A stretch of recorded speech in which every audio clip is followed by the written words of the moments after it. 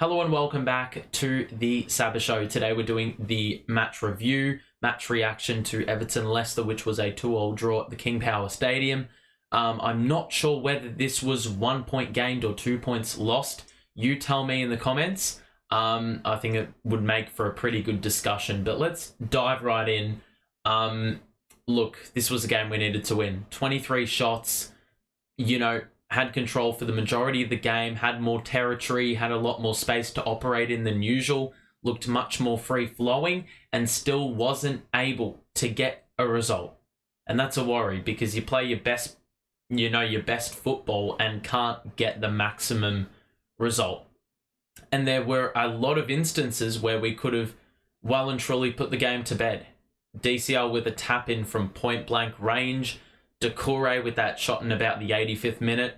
I mean, if it wasn't for their keeper being prime Buffon, would be fine. But unfortunately, sometimes luck isn't in your favour. We saw the Seamus Coleman injury. Tragic. Some people are saying it was the last game for him in an Everton shirt.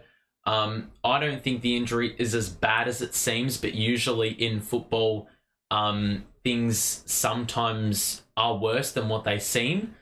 So let's hope he gets back and makes a pretty hasty recovery. I mean, I think we performed the way we absolutely have to in the final 4 games of the season. If we talk about things from a positive light, I think scoring 2 goals away from home, coming back from a goal down is really important for our confidence.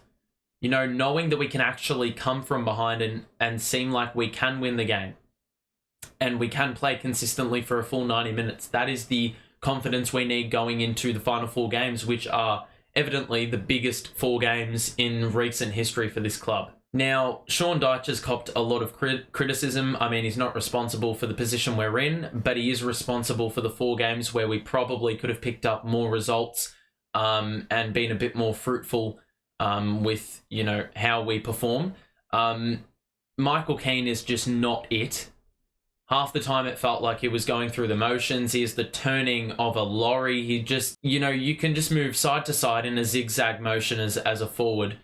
And Michael Keane looks like he's completely lost and sent one way, which usually doesn't, it doesn't look very appealing as an Everton supporter, nor is it for Michael Keane when he watches it back. But we have to make a change there. It's very simple. A statistic is that we concede 2 goals a game when Michael Keane is in the side. Before Michael Keane came in, those 3 games that were played, we only conceded 2 goals. And that speaks volumes about the Michael Keane effect. And it is not a good effect at all. Connor Cody got dropped and the accountability was good by Dyche at the time. But now he's got to be accountable again. Or he's got to hold players accountable again. Connor Cody may need to come back in for leadership, but you go with Yerry Mina. He's got a better track record. I mean, the stats show that we're a better side with him in the team. Physically, he can get stuck in. He's quicker. And, he can actually bang a header in. He's done it before. He can do it again. But it just seems like that is just not the answer. People were giving Iwobi stick. The goal he scored was pretty impressive, I have to say, because obviously it's a loopy ball and he was on the end of it. And obviously the ball has to bounce up in a half volley and he was able to redirect that and sandwich that towards the turf and keep it low, which is something we just can't do for our life. I mean, how many shots did we sky from inside the penalty box? So, yeah, I mean, Iwobi, his pass to concede the goal looks really bad, especially given the result of the pass, which was a goal, and Michael Keane once again looked like he was absolutely out at sea. But it was a good fight back by Iwobi there. I just do think I'm going to give my player of the match to James Garner. Creativity is welcomed. I can really appreciate a player who's creative and can make shit happen out of nothing, but also be composed in a really pressurized situation, which was the game today, and he was pretty exceptional.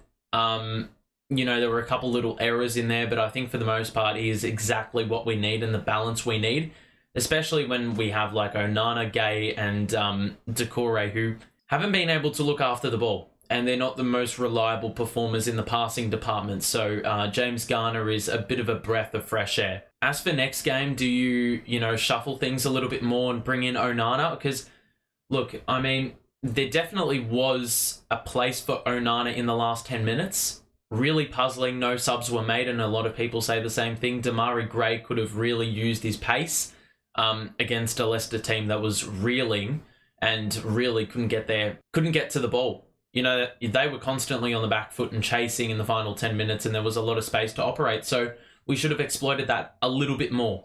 But then again, you look at the Doucouré shot, and obviously an incredible save by the Leicester keeper. He was on something different. You know, if that goes in, then you say, well, Dyche was a genius for running with the same group. So I think it's a blessing that we didn't concede a point.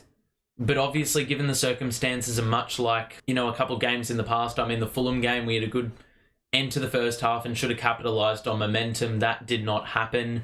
The Palace game, we seemed to be a lot better and really weren't looking to be aggressive, which was a bit of an issue. So the opportunities are presenting themselves, and we saw today what happens when you actually are assertive and assume that responsibility and are on the front foot. You put yourself at a huge advantage. Now, as far as the result goes in terms of importance, obviously we're still in the bottom three, only a point away from Forest and Leeds, who are both sitting in 17th and 18th position. I think goal difference is huge, and that's why you can't play players like Michael Keane, because goal difference, I think when one goal off leads in the goal differential, these goals that we're shipping off are really cheap and are created by lapses. You keep the players in that keep making the lapses and are the source of the problems. It could be huge come the end of the season where we don't have enough points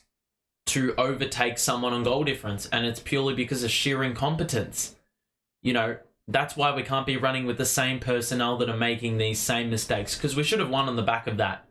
Then again, you can say, well, Leicester blew a penalty and we would have been leaving the stadium empty-handed after a really good game, which obviously we didn't deserve. I mean, the Dominic Calvert-Lewin tap-in was also nuts. I don't understand how you missed that from point-blank range. I think you could get an 80-year-old grandma and they would be able to do that. Even if, their stability isn't all there, they probably still would be able to tap that one in with a little bit of hand-eye coordination or just coordination, generally speaking. But yeah, I mean, I really don't know if this is a good result or not. Let's have a look at the relegation chances based on tonight's result. This is just plucked from @tacticallymatt. You can see that a win would have had us, with a 29% chance of getting relegated, but the draw sees that percentage elevate by 34 percentile points, percentage points, whatever. And then if we lost, an 80% chance. So, a win today would have been huge and obviously would have been a lot more comfy, not having to chase the pack. But once again, it's not out of the question. So up next, we've got Brighton, who have a midweek fixture against Man United. They're coming off a 3 or 4 day break going into our game. Hopefully they are a little bit gassed and they're doing a bit of squad rotation. But these two games are going to be so important. If we can pick up a point or 2 points, put a shift in and get a victory, if we can do that, that is going to go a long way. Because on paper, these two games coming up, you wouldn't say we're going to take points out of those games because of, the squad strength and the form and, the consistency. So if we can somehow do something, this would, would go a long way. If we look at the grand scheme of things, those two teams in Leeds and Nottingham Forest who have tough fixtures as well, if we can somehow, get a win or get those points, it's just going to be so valuable because they're not really favourites either in their fixtures. So hopefully, luck is on our side. It hasn't been. Today we met a Leicester team who, capitalised on their few and far between opportunities and were pretty resourceful with that. And obviously their keeper was on something different. So, look, it is what it is. I take the point. Obviously disappointed we didn't get 3. But that being said, this point could be a huge point in the context of, you know, where teams stand at the end of the season. We could be looking back and we could be safe on goal difference. And even though we conceded 2 goals, you know, those 2 goals we scored could all be, well, basically the difference in whether we play championship football next season. Sorry I went off on a bit of a tangent. I hope you enjoyed this one. Let us know. Was it 1 point gained or was it 2 points lost? Let me know. We'll see you soon. Bye for now.